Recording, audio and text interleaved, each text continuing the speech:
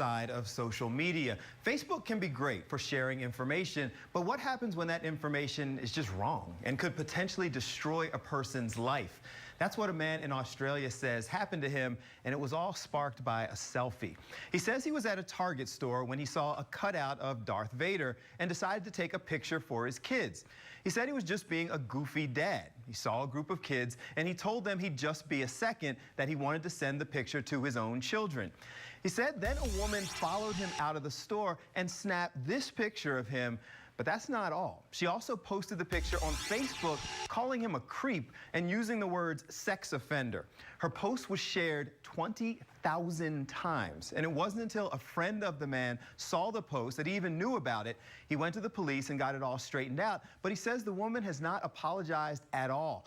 When people heard about this, it blew up on social media. Renee wrote, "End of the day, it's ridiculous that this father needs to explain his actions, but this woman walks away with it all." And Joy said, "My husband, dad, son, and brother often smile at young children, and so do most of my friends and my good self. This woman has some issues going on, that's for sure." So to discuss it, joining us by Skype, attorney and lifestyle expert Elura Nanos joins us. Good morning to you.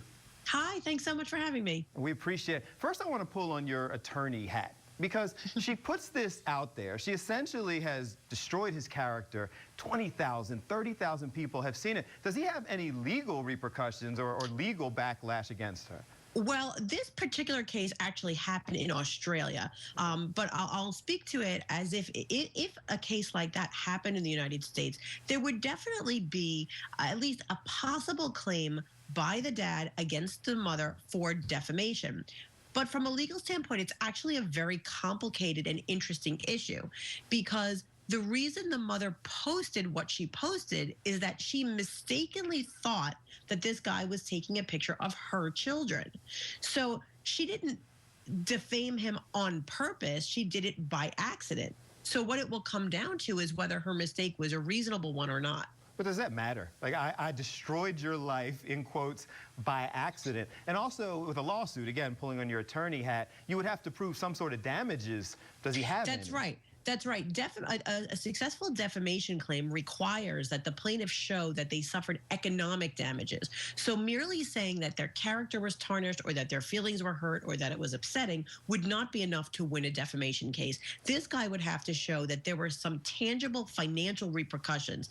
Now, given what this woman posted, it's not such a stretch to believe that he could have suffered financial repercussions if he had, for example, lost a job or lost clients or his reputation within the community were damaged. And I think that given that she used the word sex offender in her post, and she didn't say he was a sex offender, she said if he were a sex offender, he would be prosecuted. But still, the implication that he did something that has sexual offense implications is a serious one.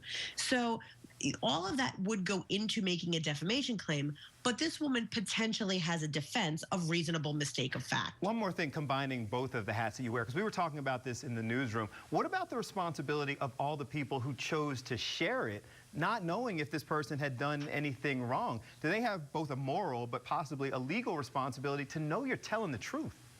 Well, I think that really is more of a moral responsibility. Legally speaking, when one shares a Facebook or other social media post, usually it's clear in the sharing that that person did not, in fact, author that post. So it kind of goes with the territory that the readers would understand that the person who shared it isn't vouching for the truth of the statement, but rather is just sharing something that someone else wrote.